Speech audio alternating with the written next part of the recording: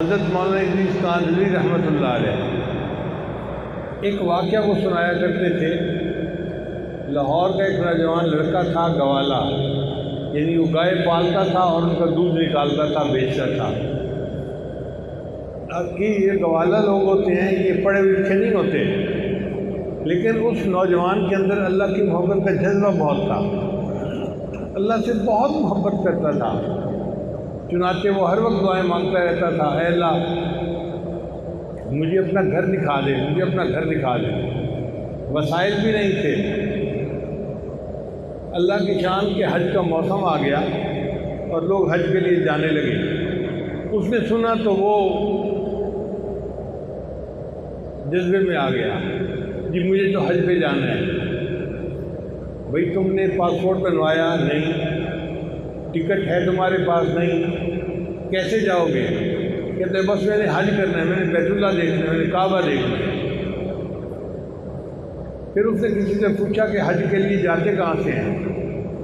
اس نے کہا کہ لاہور سے ٹرین پہ بیٹھ کے پہلے کراچی جاتے ہیں اور وہاں سے بحری جہاز میں سفینۃ الحجاج میں آگے جدہ جاتے ہیں، تب حج ہوتا ہے۔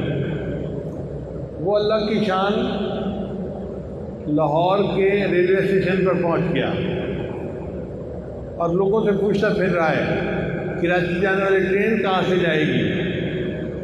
کسی نے بتا دیا کہ فلاں جگہ سے جائے گی۔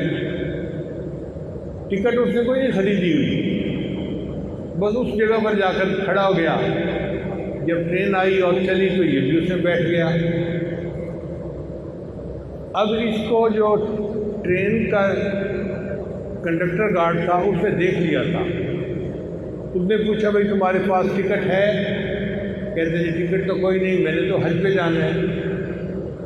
اس نے کہا دیکھو میں تمہیں یہاں نہیں بٹھا سکتا، تم ایسے کرو کہ میرے کمرے میں آ کے بیٹھ جاؤ، میں تمہیں اپنے ساتھ بٹھا لیتا ہوں۔ اس طرح اس بندے نے اس کو کراچی پہنچا دیا۔ اب یہ کراچی جب ٹرین سے اترا تو لوگوں سے پوچھتا پھر رہا جی میں نے حج پہ جانا ہے۔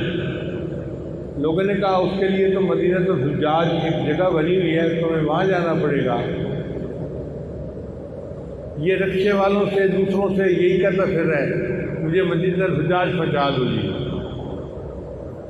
کچھ لوگ تھے جو مدینۃ الحجاج جا رہے تھے، انہوں نے جب اس کو دیکھا تو ان کا بھائی آپ بھی ہمارے ساتھ رکشے میں بیٹھ جاؤ۔ اس طرح یہ مدینۃ الحجاج پہنچ گیا۔ اب یہ وہاں پر روزانہ اس انتظار میں کہ میں حج پہ کب جاؤں گا۔ تیاری کوئی نہیں ہے، نہ کپڑے تیار ہیں نہ کوئی اور چیز تیار ہے، بس ایسے ہی جیسے بندہ پاگل ہوتا ہے نا، پاگلوں کی طرح یہ چل پڑا۔ چند دن کے بعد اس نے دیکھا کہ ایک جہاز لگا اور اس میں سواریوں کو بٹھایا گیا، مگر ان کا پاسپورٹ اور ان کی ٹکٹیں چیک کی گئیں اور پھر وہ جہاز چلا گیا۔ اس کو اندازہ تو ہو گیا کہ ہوتا کیا ہے۔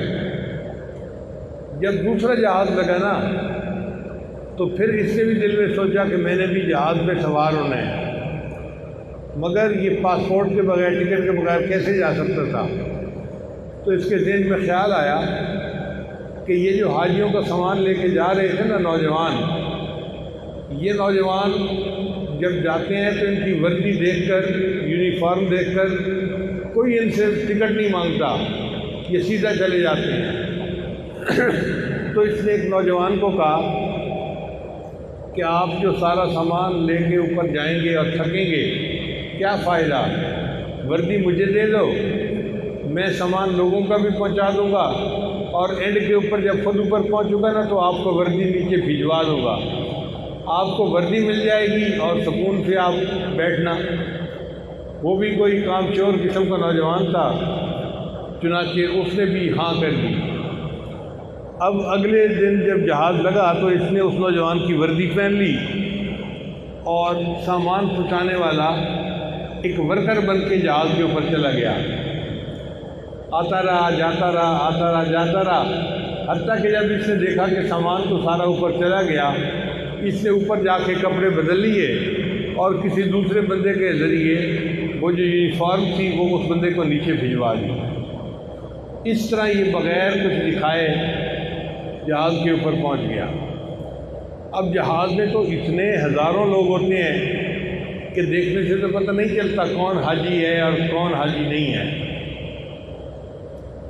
چنانچہ یہ کبھی ادھر بیٹھتا، کبھی ادھر بیٹھتا، کبھی اس کمرے میں، کبھی اس کمرے میں، اور جہاز چلتا رہا۔ کوئی 10-15 دن لگتے ہیں جدہ پہنچنے میں۔ 10-15 دن کے بعد لوگوں نے بتایا کہ جی اب جدہ آنے والا ہے۔ اس کا ایک دوست بن گیا تھا، اس نے اپنے دوست سے کہا کہ مجھے بتا دینا کہ جدہ جہاز کب لگا ہے۔ اس نے کہا بہت اچھا، میں بتا دوں گا۔ لو جی، ایک دن آیا، رات کے وقت جہاز جدہ پورٹ کے اوپر لگ گیا، ساحل کے اوپر۔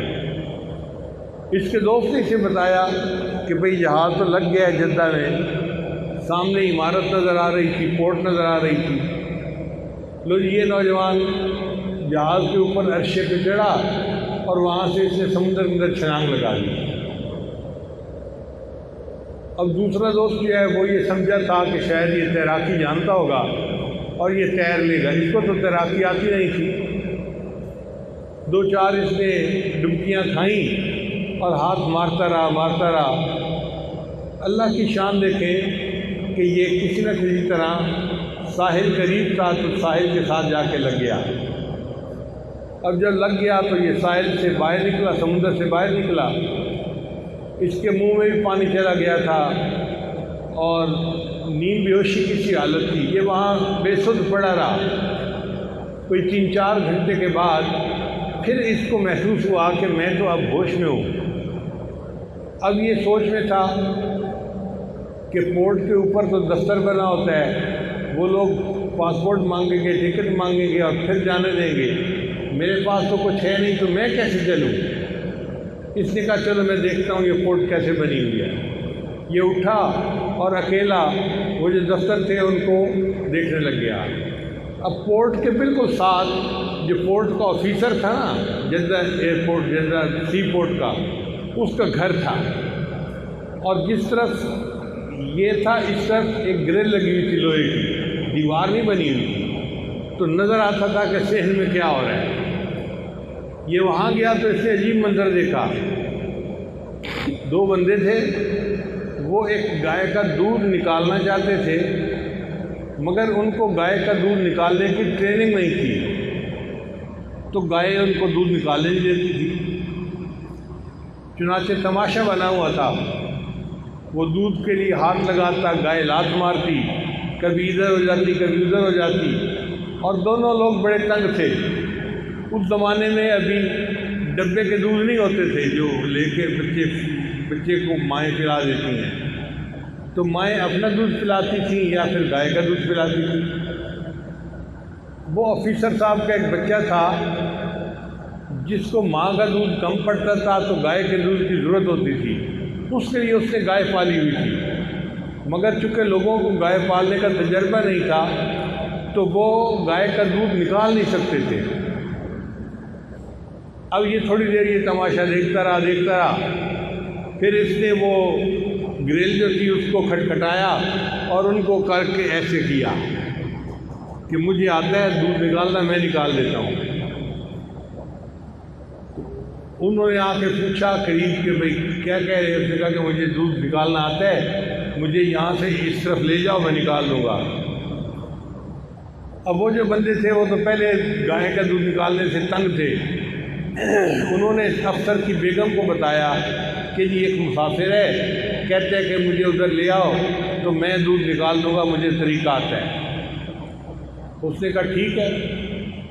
اس نے اپنے ہسبینڈ سے بات کی کہ جی اس کے کاغذات بعد میں چیک کرتے ہیں نا، بندے کو تو یہاں بلائیں نا۔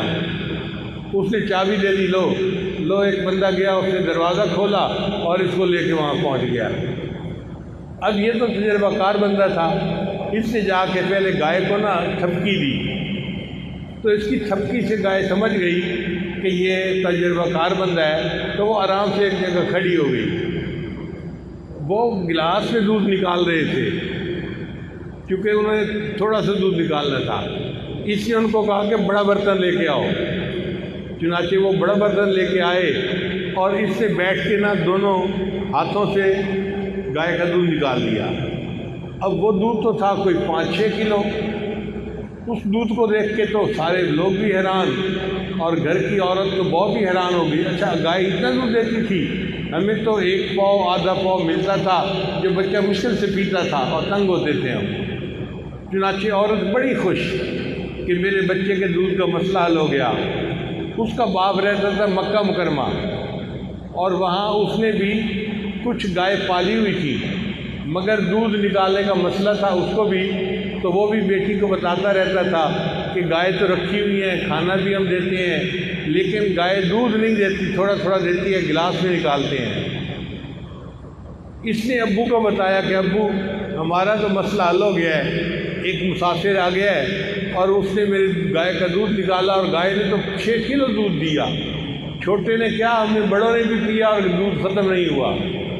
اس نے کہا بیٹا آپ ایسا کرو کہ اس بندے کو میرے پاس بھیج دو، میں اسے رکھوں گا، تنخواہ بھی دوں گا اور تمہارے لیے کوئی اور بندوبست کر دیں گے۔ چنانچہ اس مکہ والے بندے نے گاڑی بھیجی، اور یہ بندہ گاڑی میں بیٹھ کے جدہ سے مکہ مکرمہ پہنچ گیا۔ اب جب مالک کو ملا تو مالک نے کہا بھائی میری اتنی گائے ہیں، ان کا دودھ نکالنا ہے۔ یہ اس کو کہے کہ مجھے تو حج کرنا ہے۔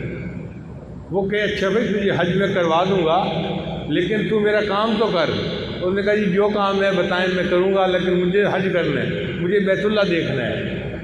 وہ بھی سمجھ گیا کہ یہ کوئی دیوانہ قسم کا نوجوان ہے، اور اس کے دماغ میں بس یہ بات بیٹھ گئی ہے کہ مجھے اللہ کا گھر دیکھنا ہے، کسی قیمت پہ بھی ہو اللہ کا گھر دیکھنا ہے مجھے۔ چنانچہ اس نے اس کو ایک اچھا گھر دیا،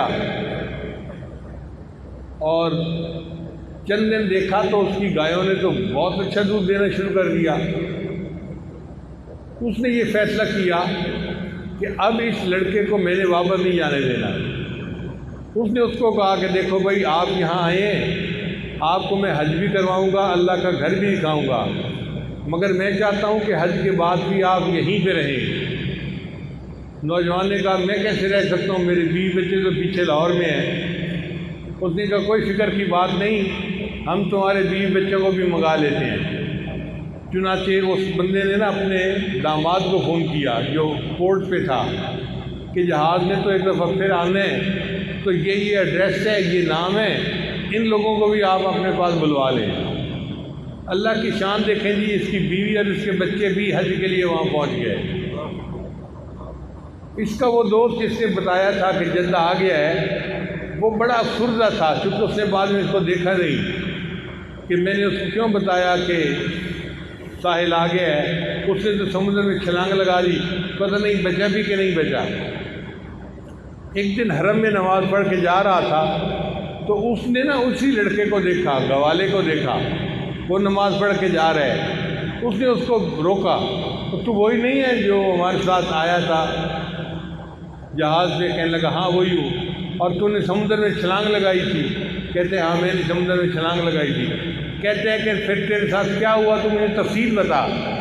یہ کہتے ہیں میرے ساتھ آؤ پھر میں تفصیل بتاتا ہوں۔ چنانچہ وہ اس کے ساتھ گیا تو حرم کے باہر ایک بالکل نئی گاڑی کھڑی ہوئی تھی، یہ اس کے پیچھے بیٹھ گئے دونوں اور آپس میں باتیں کرنے لگے۔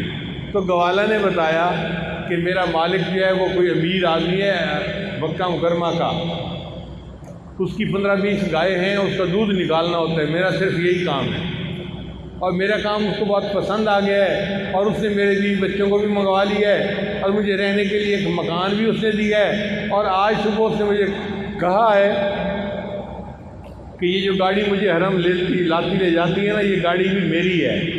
اللہ نے گاڑی بھی دے دی، مکان بھی دے دیا، بیوی بچوں کو بھی پہنچا دیا، اور اس گوالے کو اللہ نے اپنا گھر دکھا دیا۔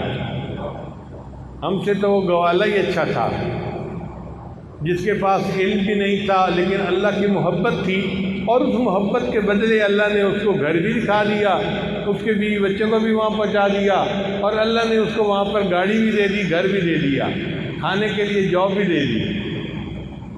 تو جب دل میں اللہ کی محبت ہوتی ہے تو پھر بندے کے لیے حج کرنا کوئی مشکل نہیں ہوتا، بس مانگیں، اللہ کے سامنے روئیں دھوئیں اور خوب مانگیں، جتنا مانگیں گے اتنا اللہ آسان فرما دیں گے۔